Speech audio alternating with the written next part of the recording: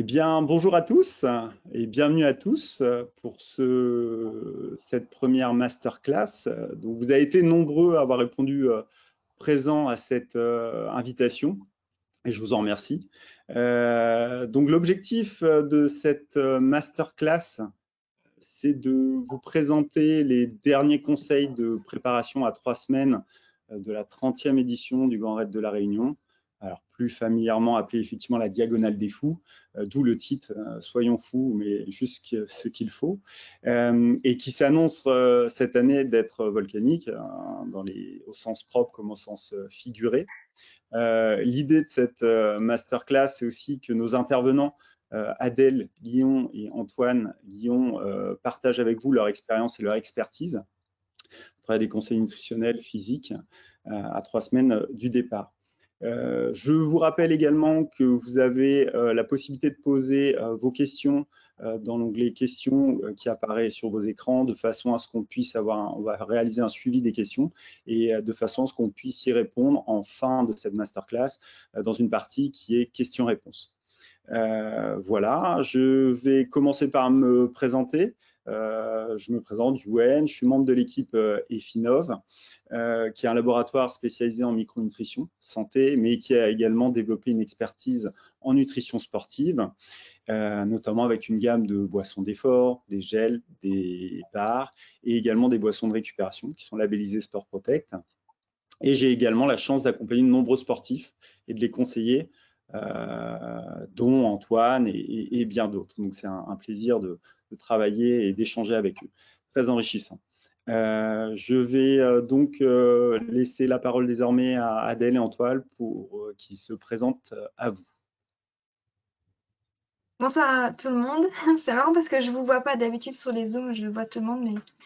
Donc bienvenue à tous. Peut-être que vous me connaissez via ma page Facebook qui s'appelle La Saine Assiette.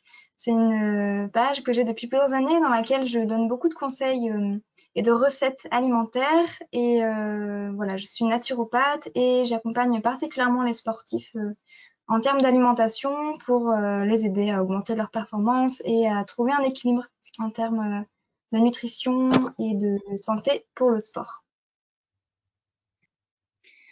Voilà pour ma part, bonsoir à tous, moi c'est Antoine Guillon. Vous me connaissez pour ma pratique de l'ultra-trail qui a commencé maintenant il y a une vingtaine d'années. Donc j'ai pas mal écumé les trails sur la planète. J'en ai fait une spécialité. C'est à vrai dire un sport passion parce que ça va bien au-delà de la recherche d'une performance, mais d'un équilibre de vie. J'ai récolté pas mal d'informations à droite à gauche. J'ai fait aussi mes propres expériences. J'en ai tiré pas mal d'enseignements et puis ce sera avec plaisir que ce soir je pourrai en partager certains avec vous, tout près de notre objectif commun qui est la Diagonale des Fous. Merci Adèle, merci Antoine pour cette présentation. Je vous propose désormais d'aller sur le déroulé de cette masterclass. L'idée donc de la masterclass, c'est de vous présenter une première partie sur les conseils nutritionnels qui va être développé notamment par Adèle et bien sûr Antoine. Ensuite, des conseils physiques, donc à chaque fois J-15, J-7 et le jour J, et des conseils complémentaires. On pourra vous donner de façon à avoir la préparation et d'avoir les idées au clair à quelques semaines de cet événement majeur dans l'ultra-trail. Je vous propose de commencer avec la partie conseils nutritionnels. Donc les conseils à J-15. Adèle, si tu veux bien présenter tes conseils à J-15 de cet événement. Ouais, bien sûr. Est-ce que tu peux mettre le PowerPoint ou pas? Parce que moi, j'ai toujours en vision la masterclass, tu sais, la présentation. D'accord. Alors, je vais faire ça tout de suite. Voilà. Yes, super. Donc, alimentation et hydratation. Ouais, super. À J-15, alors est-ce que tu as fait la page suivante ou pas? J'ai pas les notes, moi, sous les yeux. Là, en fait, c'est la synthèse en fait de ça. Alors, non, je n'ai pas la suite de. Voilà. Alors, Ok, je pensais qu'il y avait les notes. Mais c'est pas grave, je peux faire de toute façon de mémoire. À J-15, en fait, ce qui se passe, c'est que il n'y a pas grand-chose qui va différer réellement d'une alimentation équilibrée habituelle. L'idée, c'est de commencer peut-être à limiter ce qui va être un peu trop acide, un peu trop inflammatoire et irritant. Pas forcément de doser très très fort tout ce qui concerne les glucides. Souvent, il y a ça qui est mis en place par les coureurs, mais c'est pas forcément très utile. L'idée, c'est plutôt de choisir des glucides de qualité. Pas forcément de faire des énormes assiettes de pâtes, par exemple, puisque c'est un glucide qui est rapide et qui est en plus inflammatoire avec la présence du gluten, du blé. Donc, on va plutôt chercher à consommer du riz, du quinoa, du sarrasin, des patates douces, des pommes de terre, plutôt vapeur pour les patates douces, pommes de terre. Et les glucides, ça n'a pas besoin de prendre plus que un tiers de l'assiette. C'est suffisant. Après, Antoine, tu diras ce que tu en penses. Peut-être tu prends un peu plus. Mais disons que ça ne doit pas prendre la majorité, en tout cas, de l'assiette. Et c'est important d'avoir une bonne part de légumes et suffisamment de protéines qui permettent la réparation musculaire. Donc, en termes de protéines, là aussi, on va aller chercher de la qualité. C'est-à-dire pas forcément de la viande rouge qui va être inflammatoire et acidifiante à ce moment de... Ça va être un peu plus embêtant à ce moment où vous préparez la course, puisque vous cherchez vraiment à avoir des muscles qui fonctionnent bien et qui ne sont pas à tendance inflammatoire, comme on peut le voir avec les tendinites, par exemple. Donc, qu'est-ce que c'est des protéines de qualité? Ça va être plutôt des poissons, alors en particulier des poissons gras, parce qu'en plus vous avez des bons oméga 3 dedans, donc tout ce qui est saumon, sardines, maquereaux. Des œufs, vous pouvez aussi aller sur les légumineuses, donc lentilles, pois chiches, haricots secs, etc.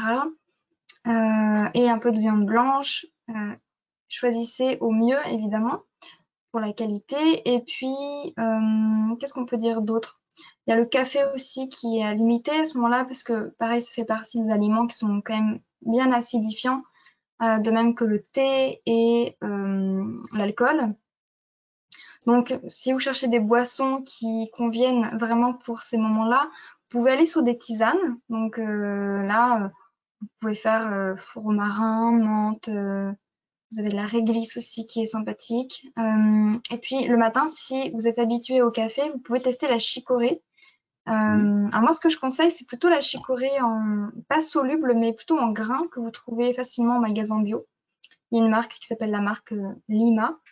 Et vous pouvez faire des infusions très facilement avec une cuillère à café par tasse. Et c'est différent du café, mais il y a quand même ce côté torréfié, un petit peu amer. Et pour le coup, c'est pas acidifiant, et c'est même soutenant pour le foie. Donc, c'est vraiment chouette. Je pense que c'était... Ouais, voilà. Comment? Oui, Adèle, je disais effectivement, c'est un bon conseil parce que moi qui suis adepte du café, je pense qu'il y en a beaucoup d'autres qui sont adeptes du café. Effectivement, la chicorée peut être une solution très intéressante. Ouais. Il y a aussi les produits laitiers, c'est ça? Réduire un peu Ouais. les apports en produits laitiers?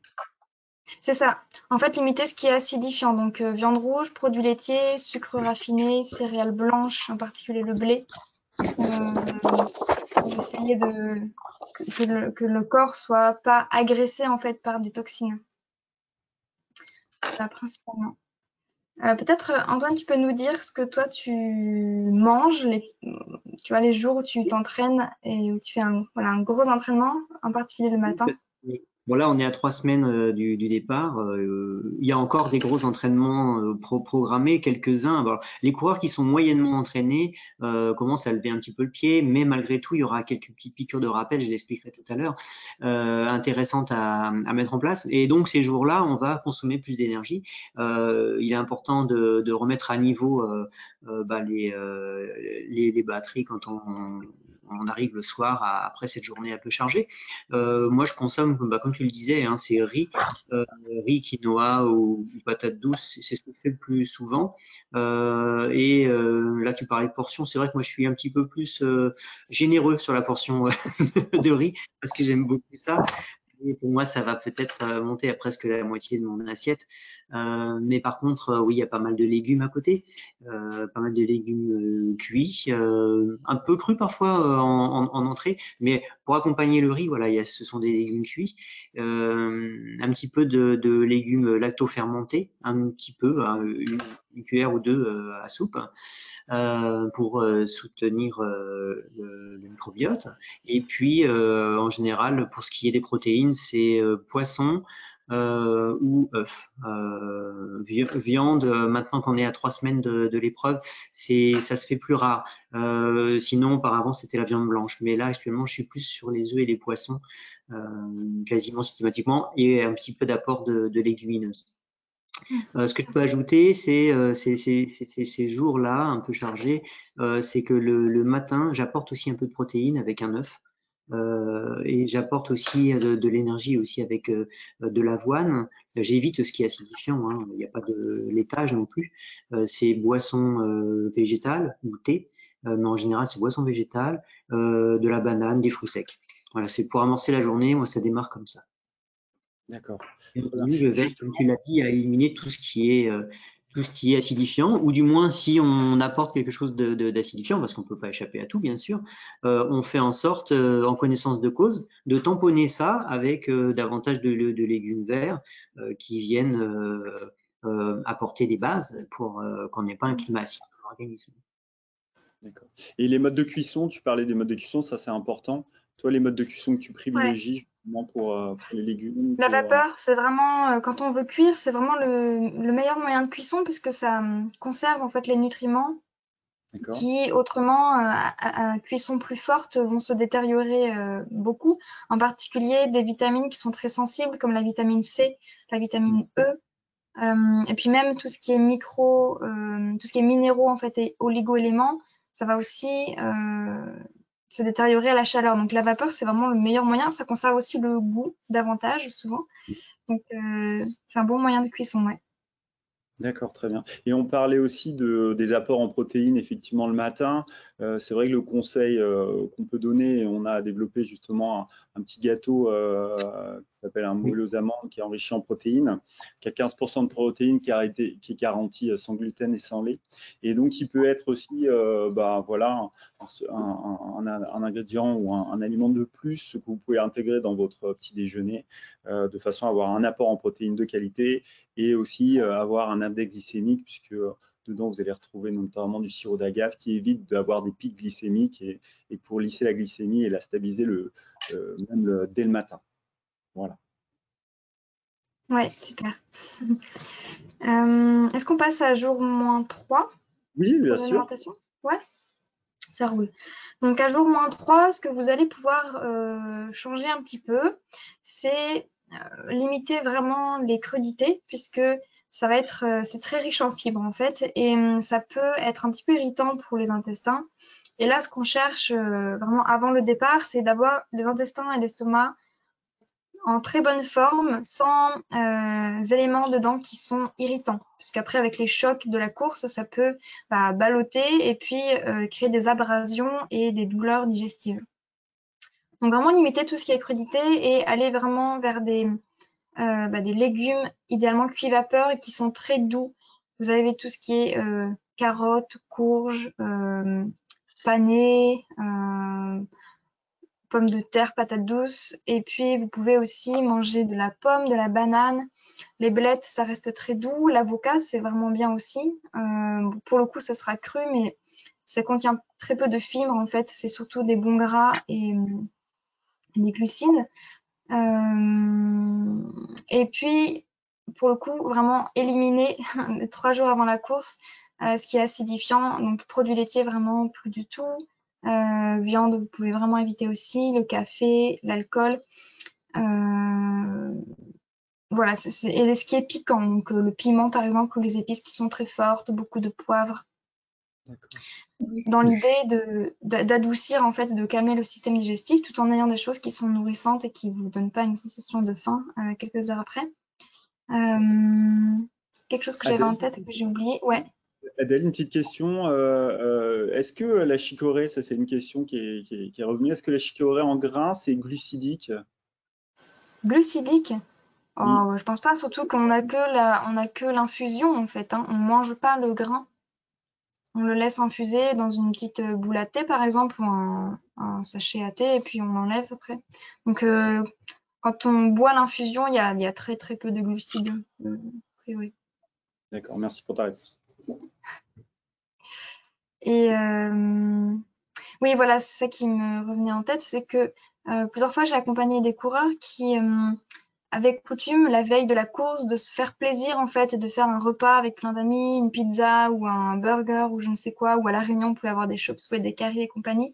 Mais c'est vraiment pas le truc à faire avant la course, réservez-le plutôt pour la fin de course, après pour vous faire plaisir.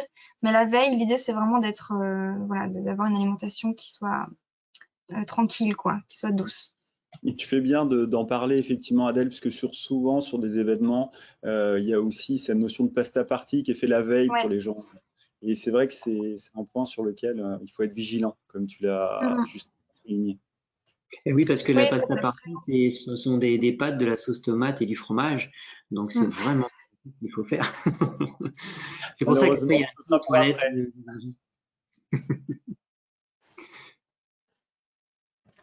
Yes.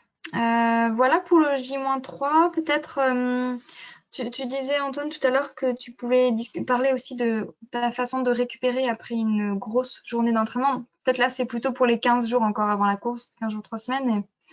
peut-être Là, c'est une un petit peu indication. différent parce que là, on est en fait à partir de 15 jours jusqu'au départ, on est sur une phase où globalement la majorité des coureurs s'entraînent beaucoup moins. Donc, on a évidemment moins de dépenses énergétiques, enfin moins de pertes de minéraux également, hein. Donc, on n'est pas obligé, comme tu as dit, de surcharger, fatiguer son système digestif. Moi, je m'y prends un peu en amont, c'est-à-dire que ce que je fais quand il reste 5 jours, je veille à faire mes recharges glucidiques, être certain d'être à niveau. Mais donc c'est pas des grosses portions. Comme tu disais tout à l'heure, là pour le coup, c'est plutôt un tiers pour ce qui concerne les féculents dans l'assiette, des légumes crus ou cuits, encore un petit peu de légumineuses. Et quand on n'est plus qu'à 3 jours, bah là c'est les conseils que tu as donnés, c'est ce que je suis. Et je fais en sorte qu'arrivé à la veille de la course, je n'ai pas de recharge à faire réellement, même 2 jours avant. Les portions sont tout à fait normales, tout est à niveau. Et l'objectif pour moi, c'est d'arriver au départ de la course avec un système digestif reposé et puis prêt à accepter tout ce qu'on va lui imposer pendant 2 jours sur le terrain ou plus. Et là, on va boire des dizaines de litres de boissons, on va manger n'importe quoi dans le désordre. Et là, il va falloir que le système digestif soit vraiment très très costaud. Alors, on a des organismes qui sont solides, mais on a plus de chances de réussir si on l'épargne un petit peu avant. D'accord. Et donc, du coup, ben, ça amène au jour J. Le jour J, effectivement, comment on s'alimente, quels sont les conseils, sachant que le départ du Grand Raid, c'est plutôt voilà, en fin de journée. Quels sont vos conseils justement sur ce fameux jour J? Je te laisse répondre.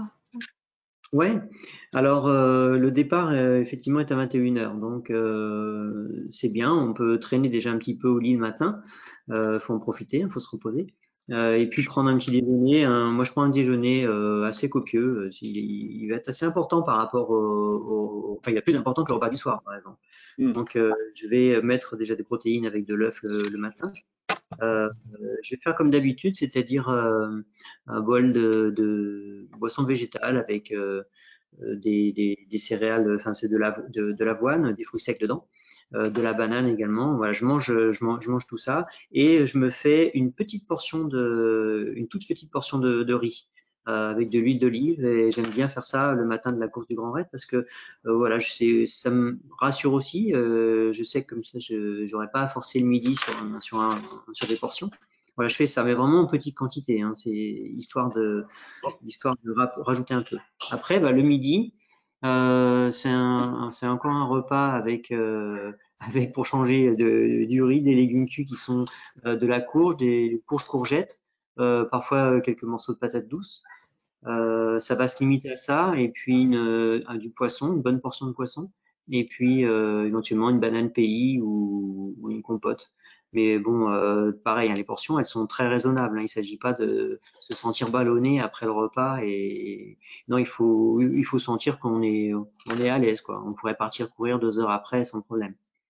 Après, le repas du soir, bon, il y a une sieste dans l'après-midi entre-temps, et le repas du soir, il est symbolique, c'est-à-dire c'est l'histoire d'avoir un petit quelque chose dans le ventre, de se rassurer peut-être pour certains, mais il s'agit pas là de se gaver, hein, puisque on a déjà bien mangé le midi, on a toutes les recharges, hein.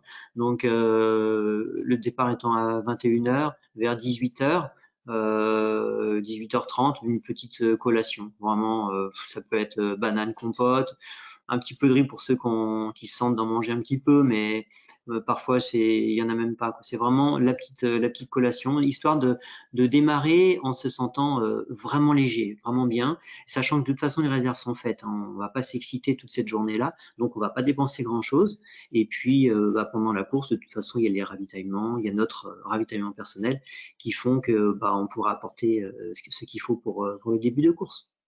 D'accord, très bien. Et justement, au niveau hydratation, est-ce que tu bois, juste avant le départ, parce que souvent, enfin, le conseil qu'on peut donner sur des petites rations d'attente, on fait du conseil de boire 200, 250 millilitres de 20 minutes avant le départ, un peu d'hydramine de façon à lisser un petit peu la glycémie, et puis ne pas, le stress peut entamer un peu les réserves énergétiques. Donc c'est un petit Oui. conseil qu'on donne.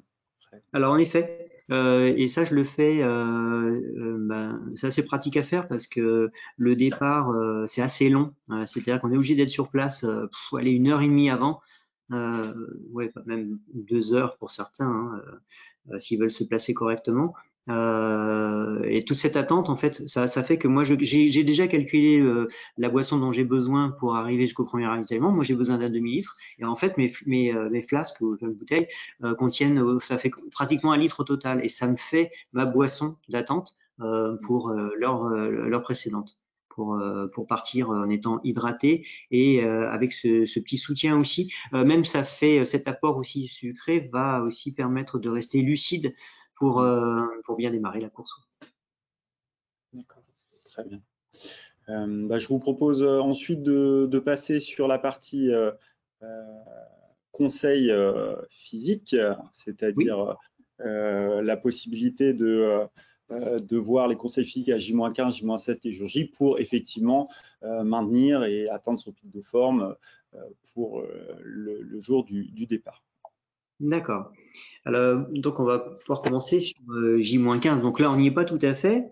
Mais c'est bon, c'est d'autant mieux hein, qu'on n'y soit pas parce que le pic de forme, tout le monde l'a pas forcément encore vraiment senti. Bon, déjà, ça dépend aussi du curseur qu'on met sur l'importance de cet événement, hein. Il y a des personnes qui vont y aller un petit peu plus en dilettante que d'autres pour découvrir et puis sans se mettre du tout la pression, d'autres avec peut-être quelques prétentions.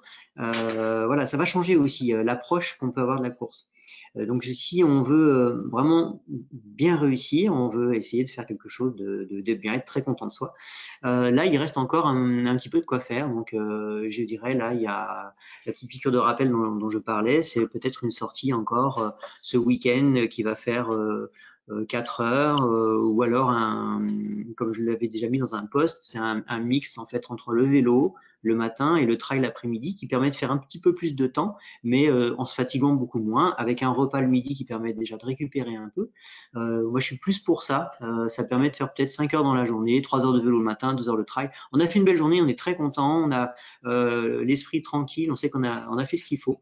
Et le fait de faire ce petit rappel fait que le lendemain, si on place une journée de repos, on doit sentir le surlendemain à la reprise d'une séance, qu'on on se sent bien. Normalement, on doit se sentir plus à même d'en découdre. Et là, en fait, on est en surcompensation et on amène l'organisme à passer un cran, quoi, un petit cran supplémentaire. Quand on en est là, alors ça vient pas tout de suite, hein, peut-être parfois c'est 2 jours, 3 jours après, en se reposant un petit peu, hein. Le secret, c'est de se reposer un petit peu pour permettre donc l'organisme de récupérer, hein, de tout remettre en ordre. Le jeu consiste ensuite, quand on n'est plus qu'à 15 jours et jusqu'à J-7, c'est à entretenir ce petit pic de forme. Alors, on fait des sorties qui sont, je dirais, aussi régulières, mais plus courtes. C'est-à-dire que si on a l'habitude de sortir 5 fois par semaine, pourquoi pas continuer de faire 5 fois par semaine. En revanche, on va peut-être réduire le rythme de moitié. Et le volume horaire de cette semaine-là, je conseille qu'il soit de la moitié de la norme. Et ça fait qu'on n'entame pas les réserves, on casse moins de fibres musculaires parce qu'on va pas s'amuser à faire des longues descentes qui durent une demi-heure. Et ça fait qu'on entretient ce niveau de forme. On serait tenté d'en faire plus, mais je le déconseille. Au contraire, moi personnellement, quand je suis à 10 jours d'une épreuve, je me sens super bien, plus rapide que d'habitude et facile. Et ben, j'écourte ma séance. Donc, si j'avais prévu 1h30, 1h15, ça me suffit. Je rentre, je sais que je vais maintenir ce niveau le lendemain ou le surlendemain. C'est ce que je conseille de faire. Voilà, en garder sous la semaine. D'accord. Un mot d'ordre, ce serait ça. Ce serait entre J-15 et J-7, en garder sous la semelle. Ça me paraît pas mal. Ensuite, la dernière semaine, pour la plupart, on est sur place. Ça change pas grand-chose de ne pas y être. C'est le principe, c'est de pas faire grand-chose, on va dire, de tromper un petit peu son esprit. C'est-à-dire, on a l'habitude de toujours être actif. Continuons à l'être, mais pas vraiment. C'est-à-dire, on va faire un footing de 30 minutes. Clairement, on s'entraîne plus. C'est juste de la patience. On attend le départ, mais on ne fait pas rien. On est un petit peu actif de manière à pouvoir continuer à manger avec appétit et à dormir correctement. Donc, on peut faire un jour sur deux. Voilà, on peut faire un jour sur deux, une petite sortie de 30 minutes. Et puis, si vraiment on a l'impression que ça fait pas grand-chose, on peut aussi partir dans l'idée d'une petite randonnée, si on est à La Réunion. Partir pour 1h30, 2 heures, c'est pas grave. Et on trottine un quart d'heure, 5 minutes de temps en temps, et pour se dégourdir les pattes. Et puis, on fait quand même une balade de 2 heures. C'est bon pour le moral, on en profite en famille. Et puis, ça prépare au jour J. Ensuite, les coureurs qui sont très entraînés, la veille du départ, peuvent encore faire un petit footing. Ça, c'est assez classique. Moi, je fais souvent 30 minutes. Cédric, là, qui est avec nous ce soir, là, est habitué à faire 45 minutes la veille. Même, je crois même l'avoir vu faire 1 heure une fois. Ça le dérange pas, mais il a un volume horaire hebdomadaire qui est très important, donc il peut se le permettre. Je conseille pour la plupart des coureurs de faire un petit footing de 30 minutes à deux jours du départ, donc le mardi. Et puis après, rien pour arriver au top le lundi. D'accord, Voilà ce que ok, très bien. pour la partie vraiment sportive. Et en plus de ça, ce qui est pas mal sur cette phase-là, c'est aussi de prendre soin du corps en faisant des petits massages après les séances, automassage en partant des chevilles et en remontant. Ça, c'est pas mal, ça décontracte aussi. Mettre toutes les jambes de son côté pour se sentir léger, quoi. D'accord. Et effectivement, là, tu parlais de Cédric. On lui fait coucou d'ailleurs, Cédric Chavet, qui avait fini 4e en 2021, qui fait partie de la team dont tu fais partie, la team Club Trailer. C'est vrai que c'est une phase. C'est vrai que Cédric, il va sur place un peu plus tôt. Est-ce que si on arrive 3 jours avant, est-ce qu'il y a un impact particulier? Est-ce que c'est mieux 7 jours? Tu as un peu évoqué le sujet par rapport à l'acclimatation.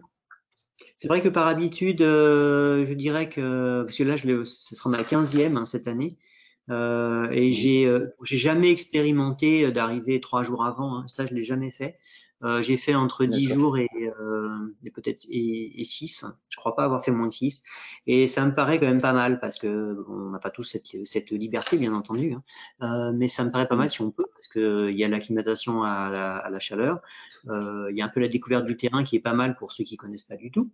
Et puis il y a la fatigue du voyage, donc récupérer de l'avion, du vol, c'est pas mal. Après, si on arrive que 3 jours avant, faut optimiser, c'est-à-dire faut bien s'y préparer. Pendant le vol, il faut bien nous penser à aller marcher un petit peu, faut se dégourdir les pattes, mais il faut pas rester assis tout le voyage. Il faut penser à s'hydrater bien comme il faut.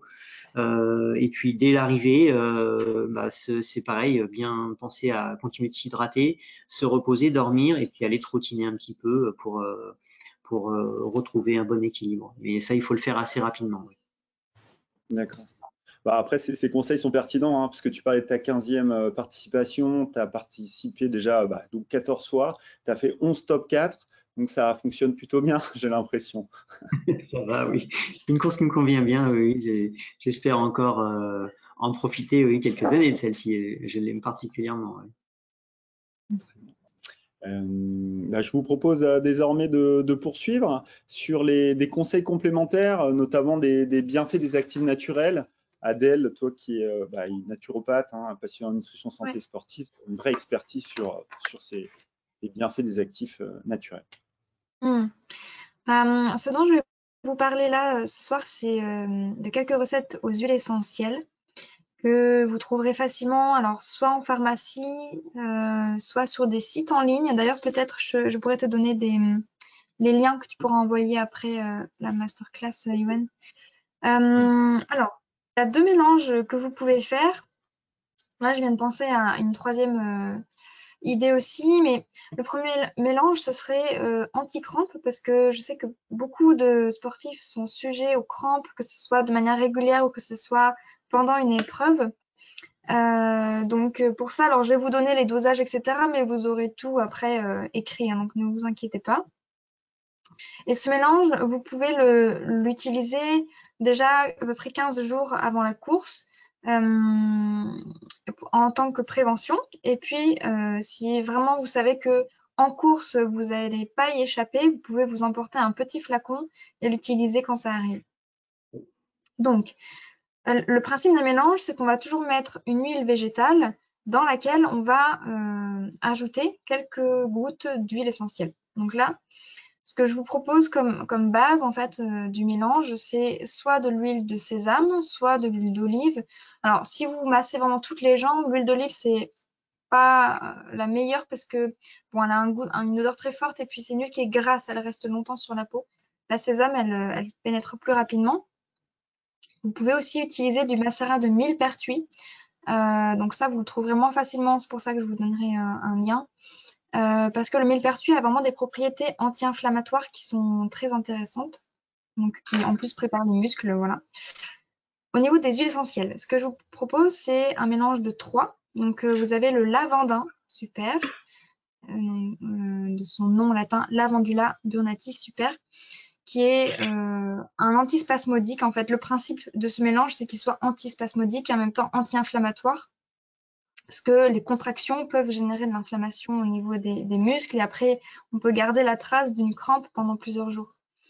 L'huile essentielle de basilic et puis le romarin à camphre. Donc là, vraiment, je précise le camphre parce qu'il y a plusieurs types d'huile essentielle de romarin, notamment romarin cinéole qui agit plutôt sur les bronches et un autre, je ne sais plus le romarin, je ne me rappelle plus. Mais bref, en tout cas, c'est vraiment le romarin à camphre qu'il faut choisir. Et voilà, donc après, je vous donne le dosage, vous aurez ça. Vous pouvez faire un mélange et vous appliquer le soir, par exemple, après votre douche au niveau des jambes et vous en profitez pour vous faire un petit massage, en fait, du bas vers le haut. Le deuxième mélange que je vous propose, c'est une préparation à l'effort. Donc là, l'idée, ça va plutôt être de jouer sur le côté anti-inflammatoire et soutien musculaire. Là, votre base, vous pouvez prendre du macérat huileux de millepertuis, encore une fois, ou bien d'arnica. L'arnica, il a vraiment un côté antalgique aussi qui est assez intéressant. D'ailleurs, ce mélange, vous pouvez l'utiliser en récupération aussi de la course ou d'un gros entraînement. Donc, vous pouvez prendre voilà, du macérat de millepertuis ou arnica. Et ce que vous allez mettre dedans en huile essentielle, ça va être du gingembre, du laurier noble et de la Golterie. Pareil, je vous donne les dosages et puis vous pouvez vraiment profiter de ces mélanges-là pour vous faire des vrais massages, comme en parlait Antoine tout à l'heure, même le jour même de la course, depuis donc les pieds, on peut masser les pieds même et remonter le long des jambes. Parce que l'idée, c'est qu'on va drainer en même temps un petit peu, tous les massages sont un peu drainants, et on ramène en fait la circulation vers les organes d'élimination, donc au niveau digestif, c'est pour ça qu'on remonte. Et une petite note aussi, c'est que quand vous choisissez des huiles végétales, donc sésame ou olive ou amande par exemple, veillez vraiment à les choisir bio et de première pression à froid. Parce que les huiles, c'est des corps gras et en fait quand il y a des toxiques, des pesticides qui sont mis sur les végétaux, ça va aller préférentiellement dans les corps gras. Donc une huile non bio va être pleine de toxiques. Et puis la deuxième chose, c'est que quand c'est pas pressé à froid, ça veut dire que ça a été chauffé. Et si vous mettez une huile de sésame chauffée sur vos jambes, vous allez sentir la salade, vraiment, ou la nourriture asiatique. Donc c'est pas très agréable. Il vaut vraiment mieux prendre une huile pressée à froid, qui sera plus neutre en odeur et qui sera de bien meilleure qualité. Et pour ça, le mieux c'est de prendre en magasin bio.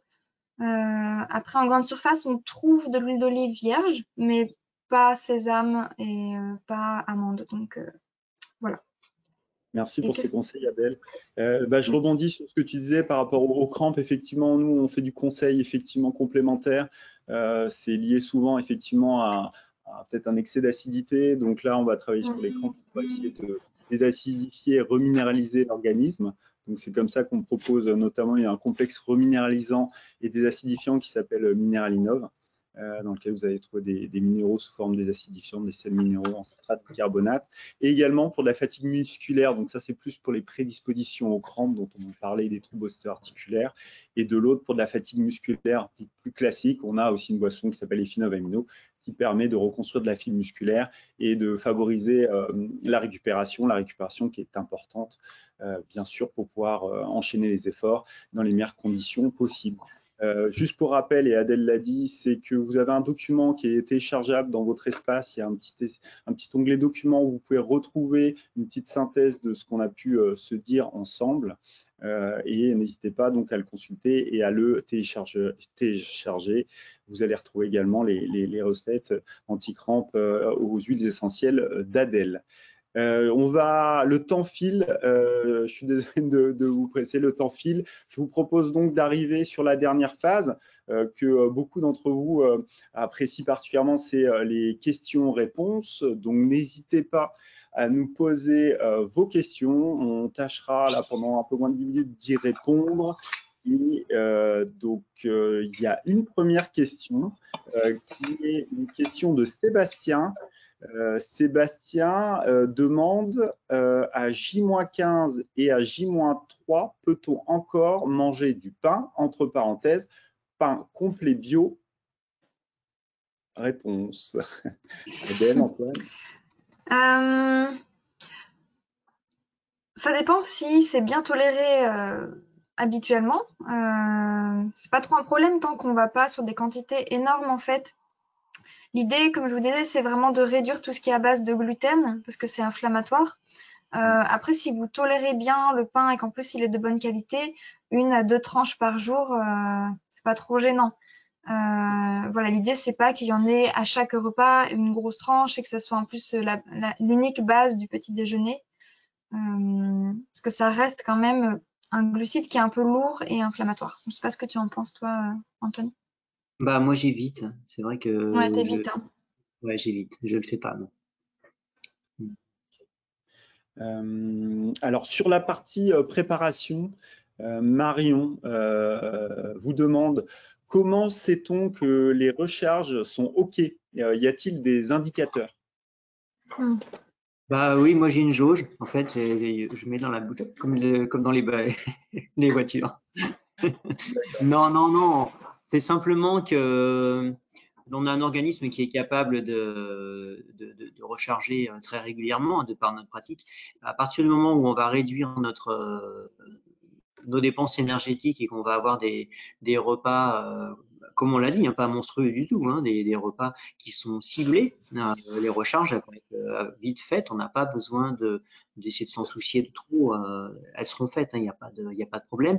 Et il ne faut pas perdre de vue non plus que ce dont on parle, là, ce sont des recharges glucidiques. Or, sur le Grand Raid, au bout de quelques heures, on n'est plus vraiment sur la dépense de cette filière. On est plutôt à consommer des lipides. Hein. On est quand même sur la filière lipidique, faut pas l'oublier. Plus les pulsations sont basses et plus on bascule sur la lipolyse. Donc, on n'a pas besoin non plus de faire les gloutons avec les céréales. Hein. On va pendant la course beaucoup taper dans nos réserves et on a tous, je pense, suffisamment de gras pour faire plusieurs tours de l'île. D'accord. Autre question, Sébastien qui nous pose une question, merci à lui. Alors, il pose une question sur l'incidence du poids sur le temps final. Exemple, 1 kg de poids de corporel en plus égale combien de temps final en plus? Exemple 2, 1 kg de poids de sac en plus égale temps final en plus. En fait, il pense effectivement à la… c'est pas toujours évident de partir effectivement en semi-autonomie et savoir comment s'équiper. Des fois, effectivement, les sacs peuvent paraître lourds, surtout au départ et même à la fin de la course. Donc, est-ce que vous avez des éléments de réponse, Antoine, à ce sujet? Ouais. Oui, parce que j'ai fait des comparatifs là-dessus, parce que pour moi, c'est le nerf de la guerre, le poids. Alors, il y a deux choses différentes. Hein. Là, on parle du poids porté et puis de son propre poids. Alors, Tout de à son fait. propre poids, je pourrais pas être objectif. Je pense qu'on a des variations, hein. On a chacun nos variations et il faut voir si la variation en question, est-ce que c'est de la masse maigre supplémentaire, de la masse grasse. Il faut voir si c'est du muscle qu'on a produit qui nous alourdit, mais quelque part qui peut nous donner la puissance supplémentaire pour aller plus vite. Et ça, donc ça, je serais pas objectif là-dessus. Par contre, pour le poids porté, oui, j'ai fait des calculs comparatifs pendant des années là, sur mes terrains. Si je porte 100 grammes supplémentaires dans mon sac, je perds 30 secondes par heure. Voilà, tout simplement. D'accord. Ouais, ça, c'est ce que je fais. Par contre, ça fonctionne jusqu'à peu près 1 kg, 1,5 kg, et après, ça se vérifie plus. Après, ça change. C'est trop différent. Les variables sont trop importantes. Mais jusqu'à 1 kg, 1,5 kg porté, voilà, je suis dans cette zone à peu près 30 secondes par heure. C'est pour ça que je calcule bien ce que je transporte comme eau. Parce que si, par exemple, j'emporte 1,5 litre sur moi alors que j'ai besoin seulement d'un demi-litre pour l'heure qui suit, c'est stupide parce que je vais perdre 5 minutes et c'est pas ce que je recherche. D'accord. Très bien. Merci pour ta réponse et la précision de ta réponse. Une question de Sonia. Alors non, une question, excusez-moi, de Sonia concernant les fruits secs. Sont-ils bons durant la course? Comme exemple, elle parle aussi de noix de macadamia. Adèle, est-ce que tu peux porter une réponse? Ouais. Je pense que la macadamia est un petit peu trop grasse. Elle est vraiment très riche et pas forcément très facile à digérer. Il vaut mieux aller vers des noix de cajou, amandes, noisettes. Je sais pas ce que tu en penses. Pas vraiment. Alors, noix de cajou, ouais, de préférence. Après, Ouais, si on tape dans les amandes, on va être sur quelque chose d'assez abrasif. Alors après, il y a un choix, c'est-à-dire ouais. que si on aime ça, on a vraiment que ça sous la main, pourquoi pas. À ce moment-là, plutôt le manger avant d'attaquer une grande ascension. Comme ça, là, on va pas trop balloter au niveau de l'estomac et on a vraiment du temps avant d'arriver au sommet. Dans la soupe gastrique, ce sera déjà pas mal atténué le côté abrasif. Donc à ce moment-là, oui, faire plutôt un choix comme les barres céréalières d'ailleurs. Hein. C'est plutôt un conseil de les prendre en bas avant l'ascension ou en tout cas un endroit où on va pas vite, de manière à se laisser cette chance de pouvoir commencer à la digérer, la prédigérer et qu'elle nous escape pas l'estomac dans une descente où on fait un peu le cabri. Quoi. Très bien. J'ai encore une. Alors, on va prendre les deux dernières questions parce que le temps file vraiment vite, tellement passionnant. Sonia également aimerait savoir si, au lieu de faire du footing en préparation, ne serait-ce pas mieux de faire des randos plus actives et plus longues? Ça rejoint un petit peu ce que je disais tout à l'heure, c'est-à-dire que le footing, c'est pas mal si on fait 30 minutes. Et puis, pourquoi pas aller faire une balade de 2 heures avec un petit peu de footing dedans, 5 minutes par-ci, par-là. On peut le faire, mais pas 2 jours avant la course quand même. 4-5 jours avant, moi aussi, je vais faire une balade au volcan ou au Maïdo, je vais me balader. Mais je vais pas faire ça la veille, bien sûr. D'accord. Et Hein. la toute dernière question, peut-être aussi pour Adèle, les épices type gingembre, curcuma sont-elles conseillées? Ouais, complètement. parce que elles sont pas du tout inflammatoires, elles vont pas irriter le système digestif. Au contraire, elles sont plutôt, elles aident à la digestion et elles sont anti-inflammatoires, donc elles soutiennent tout le travail musculaire en fait et digestif qui est nécessaire à ce moment-là. D'accord. Voilà, à ce niveau-là, méfiez-vous du rougail, hein, comme on a parlé des épices, méfiez-vous à la réunion du rougail. Réservez-le alors soit bien longtemps avant la course ou alors ou après. Ah, tu peux... La veille, surtout. Merci, merci. Alors, on essaiera de répondre à l'ensemble des questions. On a répondu, voilà, au maximum de voilà ce que vous pouvez faire sur le délai imparti. Il est déjà 19 h, donc on va finir et clore cette première masterclass. Je tiens à vous remercier tous, particulièrement Adèle et Antoine, d'avoir participé à cet événement. Et je souhaite à toutes les personnes qui ont participé, n'hésitez pas à nous dire ce que vous en avez pensé. On vous envoie un sondage pour savoir ce que vous en avez pensé. Si vous souhaitez qu'on en refasse, sur quel sujet, on essaiera prochainement d'organiser ça. Je vous remercie tous. Je vous souhaite, tous ceux qui vont aller sur le Grand Raid, le meilleur. Bien suivre les conseils qu'on vous a promulgués ce soir. Et je vous souhaite du coup un bon week-end à tous et à bientôt. Au revoir.